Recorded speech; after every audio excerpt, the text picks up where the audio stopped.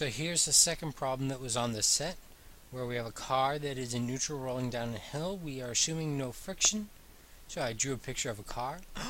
Yes, that's right, a car. Not a box, but a car. Yes, that's right, yes. From the car, there is a force of gravity pointing straight down. Force normal, the ground pushing back up on the car. And of course, we break the components of gravity into the x and y direction. Determine the force of gravity on the car. Fg equals mg, 1450 kilograms times 9.81 meters per second squared gives us 14,200 newtons. I'm rounding it off, yes, that's okay. Determine the normal force.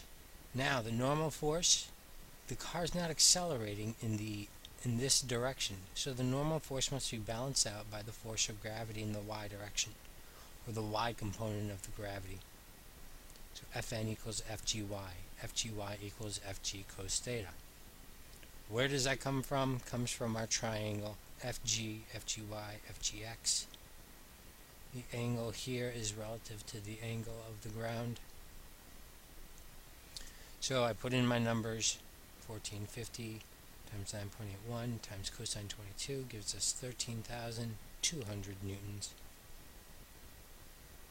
Last question, what's the acceleration of the car? Well, the net force down the hill is the acceleration. Acceleration is equal to net force divided by the mass. Net force is Fgx. Fgx is mg sine theta divided by m, which gives us g sine theta. I plug that in, I get 3.67 meters per second squared. Second question. A crate held at rest on a frictionless 53 degree ramp. Rope is parallel to the incline. So we really only have three forces acting here. We have the force of gravity straight down, normal force perpendicular, and the force of tension. And these three forces are adding together to give us zero net force. So the force normal must be balanced out by the force of gravity in the y direction, the y component of the gravity force. The force of tension must be equal to the x component of the gravity. So force of tension equals Fgx, which is equal to Fg sine theta, which is mg sine theta. I solved this equation here for m, so I divide both sides by g sine theta. M is equal to Ft over g sine theta. Why am I doing it that way? Because I know Ft, I know g, and I know theta. Plug in my numbers, 7,000 newtons divided by 9.81 meters per second squared times sine 53 degrees. I get a mass of 893 kilograms. A few common mistakes that I'll see will be something like this.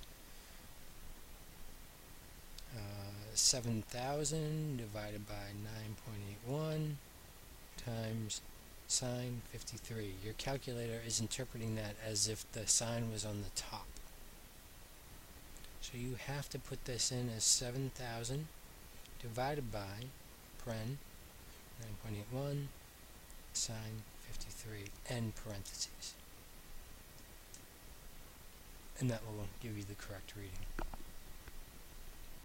You could, well, yeah, that'll work. In the units, remember units are important. Newtons are kilograms, meters per second squared, divided by meters per second squared means a meters per second squared cancel out, and we're left with just kilograms. And that concludes the next two questions.